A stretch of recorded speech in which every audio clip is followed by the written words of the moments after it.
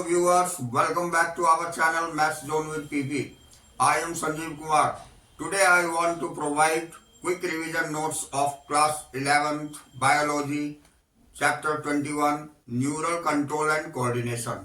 तो आज हम आपको चैप्टर 21 की जो न्यूरल कंट्रोल एंड कोऑर्डिनेशन है उसकी डिटेल जानकारी देता हूं। तो लेट्स स्टार्ट जस्ट नाउ। हाँ तो आइए आज मैं आपको quick revision notes class 11 biology की chapter 21 neural control and coordination दिखाता हूँ।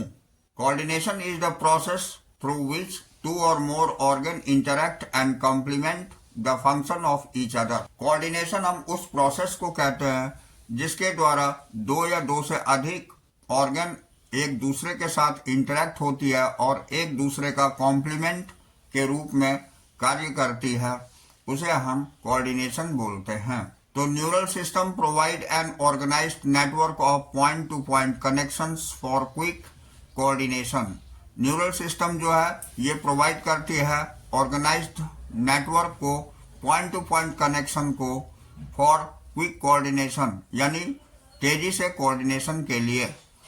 The endocrine system provide chemical interactions through hormone और endocrine system में chemical integration होती है hormones के through। अब neural system of animal is composed of specialized cell called neuron। neural system animals में एक special cell जिसे neuron कहते हैं उससे बनी होती है which can detect, receive and transmit different kinds of stimuli, जिसके अंतर्गत डिटेक्ट करती है, रिसीव करती है और ट्रांसमिट करती है अलग अलग तरह के स्टिमुली को। In hydra neural system is composed of network of neuron. Hydra में न्यूरल सिस्टम जो है बनी हुई होती है न्यूरॉन की नेटवर्क से। अब इन insects it consist of brain and number of ganglia. Insects में ये ब्रेन के द्वारा बनी हुई होती है और जिसमें बहुत सारी गैंग्लिया पाई जाती है। Vertebrates have highly developed neural system. Vertebrates में बहुत ही अच्छी तरह से डेवलप्ड होती है न्यूरल सिस्टम। अब हम आपको सेंट्रल नर्वस सिस्टम जिसे सीएनएस बोलते हैं ये बताते हैं। तो central nervous system includes brain and spinal cord. It is the site for information processing and control. Central nervous system के अंतर्गत ब्रेन और स्पाइनल कॉर्ड आती है जो कि साइट होती है इंफॉर्मेशन प्रोसेस और कंट्रोल की। तो अब हम ह्यूमन न्यूरल सिस्टम देखते हैं। इसमें दो होते हैं, पहला होता है सेंट्रल न्यूरल सिस्टम, दूसरा होता है पेरिफेरल न्यूरल सिस्टम। तो आइए हम अब पेरिफेरल न्यूरल सिस्टम देखते हैं। तो peripheral neural system includes all nerve associated with CNS. There are two types of nerve fibers, यानी पेरिफेरल नर्व सिस्टम में सारे नर्व्स एसोसिएटेड होते हैं सीएनएस के साथ में और ये दो टाइप की नर्व फाइबर्स के द्वारा होती है। पहला होता है एफरेंट फाइबर्स जो transmit impulse from tissue organ to CNS. Afferent fibre हम बोलते हैं जो कि ट्रांसमिट और इम्पल्स करती है टिश्यू ऑर्गन से लेकर सीएनएस तक। दूसरा होता है इफरेंट फाइबर्स जो transmit regulatory impulses from CNS to concerned peripheral organ. और इफरेंट फाइबर्स वो कहलाती है जो रेगुलेटरी इम्पल्स को ट्रांसमिट करती है सीएनएस से लेकर के पेरिफेरल ऑर्गन तक। अब हम सोमैटिक न्यूरल सिस्टम देखते हैं। तो somatic neural system relay impulses from CNS to skeletal muscles. Autonomic neural system transmit impulses from CNS to involuntary systems and smooth muscles।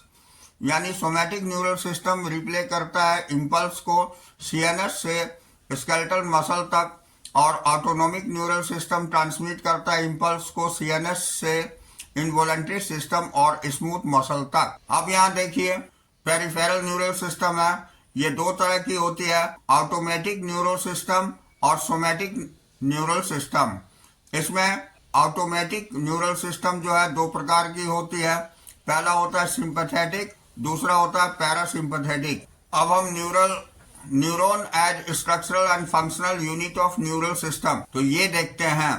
तो neuron is made up of three major parts, cell body, dendrites and axon.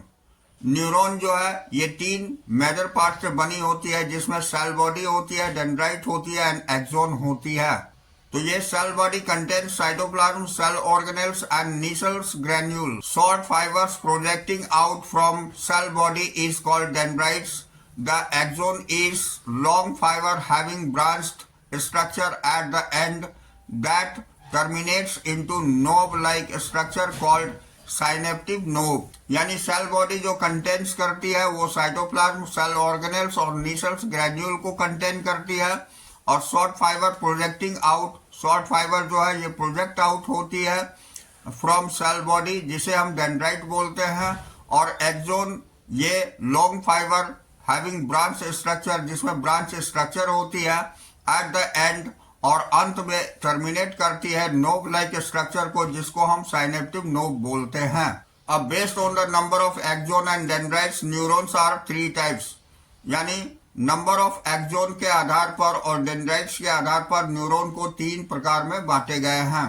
पहला है multipolar, 1 axon and 2 or more dendrites found in cerebral cortex, जिसमें 1 axon होती है और 2 या 2 से अधिक डेंड्राइट्स पाई जाती है सेरेब्रल कॉर्टेक्स के रूप में। उसे हम मल्टीपोलर बोलते हैं। Bipolar, 1 axon and 1 dendrite found in retina of eyes, जिसमें 1 एक्सोन और 1 डेंड्राइट होती है जो हमारी आईज के रेटिना में पाई जाती है, उसे बाइपोलर बोलते हैं। तीसरा unipolar, cell body with only 1 axon found in embryonic stage, यानी सेल बॉडी जो कि एक ही एक्सोन के साथ पाई जाती है, ये एम्ब्रियोनिक स्टेज में होती है, उसे हम यूनिपोलर बोलते हैं। तो यहाँ हमारी नर्व सेल्स दिखाई गई है। तो अब हम देखते हैं there are 2 types of axon, 2 type की एक्सोन होती है। Myelinated fibres are enveloped with C1 cells to form myelin sheath around the axon. The gap between the myelin sheaths is called nodes of Ranvier, found in spinal and cranial nerves. तो myelinated fibres जो है ये envelope होती है C1 sales के द्वारा, और जो फॉर्म करती है माइलिन शीट को अराउंड द एक्सोन, एक्सोन के चारों ओर। The gap between 2 myelin sheaths, 2 myelin sheath के बीच में जो गैप होती है उसको नोड्स ऑफ रेनवियर बोला जाता है, जो फाउंड होती है स्पाइनल और क्रेनियल नर्व्स में। अब unmyelinated fibres is enclosed bye C1 cells that do not form myelin sheaths around the axon, found in autonomous and somatic neural system। Unmyelinated fibres जो होती है ये इनक्लोज होती है C1 सेल से, लेकिन इसमें माइलिन शीट नहीं पाई जाती है एक्सोन के चारों ओर। ये पाई जाती है ऑटोनोमस और सोमैटिक न्यूरल सिस्टम के अंतर्गत। अब हम generation and conduction of neuron impulse देखते हैं।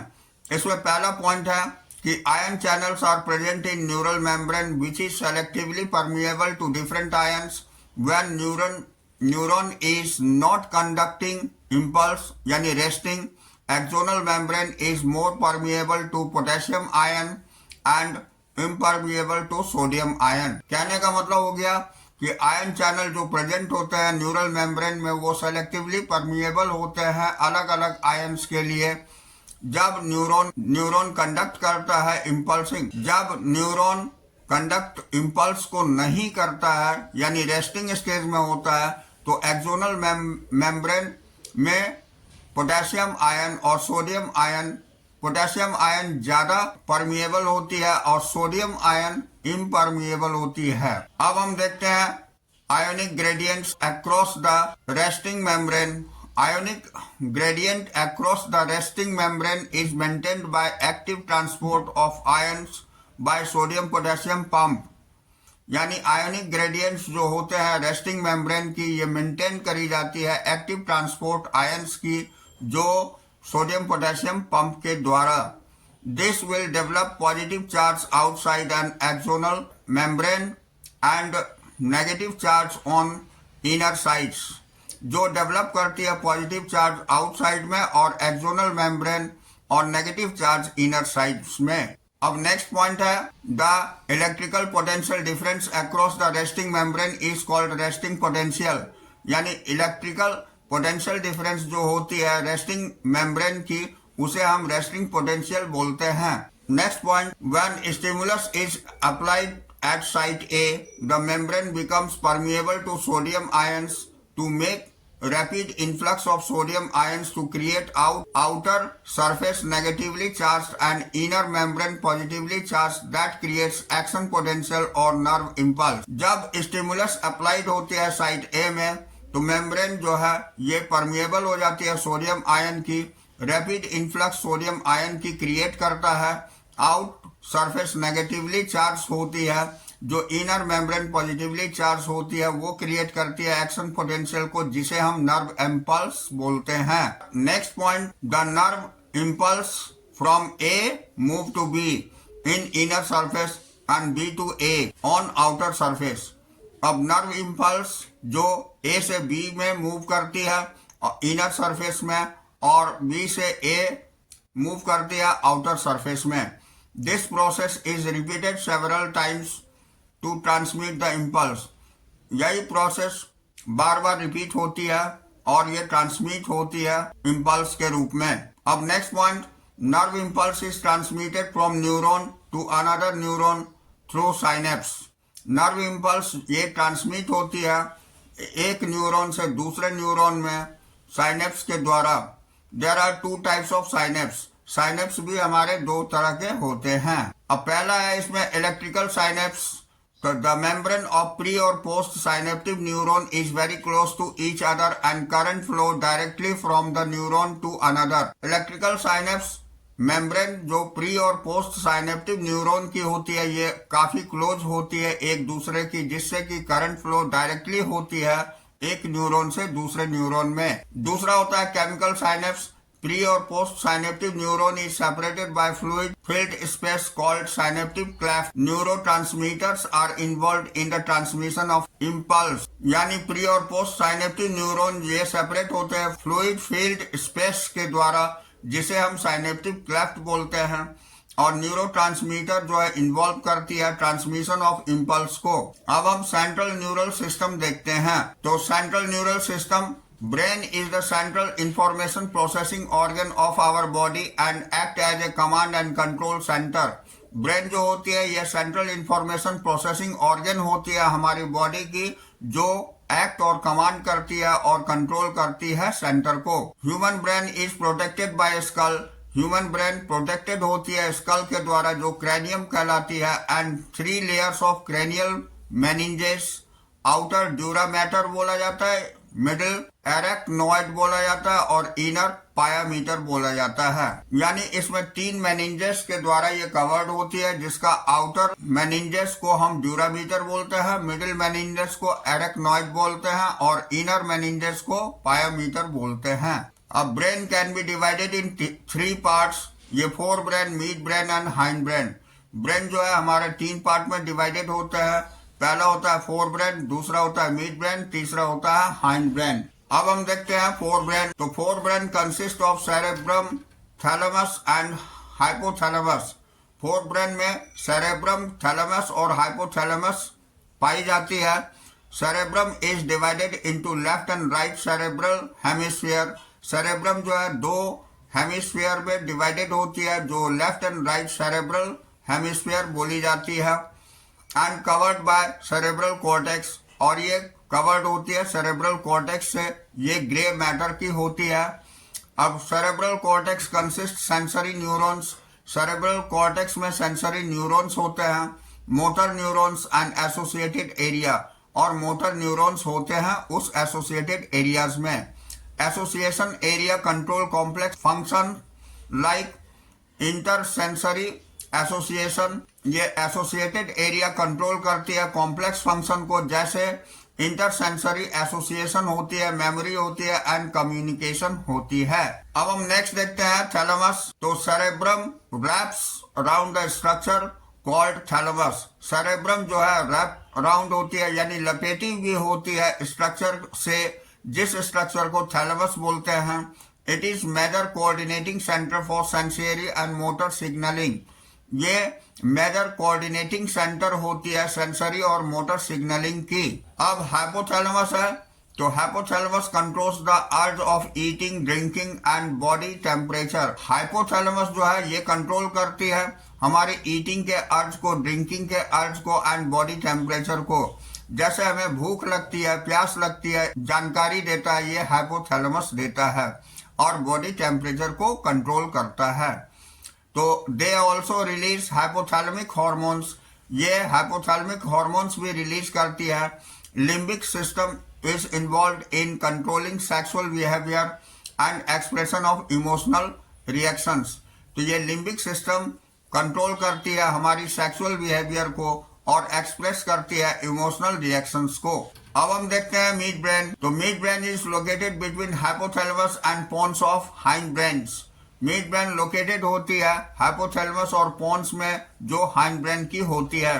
Dorsal portion consist of 4 round lobes called corpora quadrigemina, जिसे हम कॉर्पोरा क्वाड्रिजेमिना बोलते हैं। They are involve in replay of impulses back and forth between cerebrum, cerebellum and pons and medulla, जो involve करती है impulse को रिप्ले करने के लिए बैक एंड फोर्थ यानी आगे पीछे, जिसमें सेरेब्रम, सेरेबेलम और पोन्स एंड मेडुला के बीच होती है। अब हम हाइंड ब्रेन देखते हैं। तो hind brain consist of pons, medulla oblongata and cerebellum. Hind brain जो है ये बनाती है, पोन्स बनी होती है, हाइंड ब्रेन बनी होती है पोन्स, मेडुला एंड ऑब्लोंगाटा और सेरेबेलम की। Pons consist of fibre tracts and interconnected different regions of the brain. Pons consist होती है फाइबर ट्रैक्ट की और इंटरकनेक्टेड होती है डिफरेंट region of brain से। The medulla contains centers which control respiration, cardiovascular reflexes and gastric secretions। medulla contain करती है centre में जो कंट्रोल करती है रेस्पिरेशन को, कार्डियोवैस्कुलर रिफ्लेक्सेस को और गैस्ट्रिक सेक्रीशंस को। Cerebellum controls balance and posture. Cerebellum हमारी बैलेंस और पोस्चर को कंट्रोल करती है। अब हम देखते हैं रिफ्लेक्स एक्शन। तो reflex action is a spontaneous autonomous mechanical response to the stimuli without the will of organism. Reflex action जो है ये स्पॉन्टेनियस ऑटोनोमिक मैकेनिकल रिस्पॉन्स को शो करती है जो स्टिमुलस होती है without the will of organism, बिना ऑर्गेनिज्म की इच्छा की हो जाती है। It is controlled by spinal cord, जो कंट्रोल करी जाती है स्पाइनल कॉर्ड्स के द्वारा। The afferent neuron receives the signal from the sensory organs and transmit the impulse to CNS।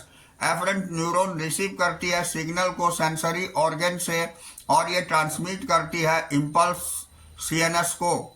The efferent neuron carries the impulse from CNS to effector, और efferent neuron carries करती है उसी impulse को CNS से और ये effector तक जाती है।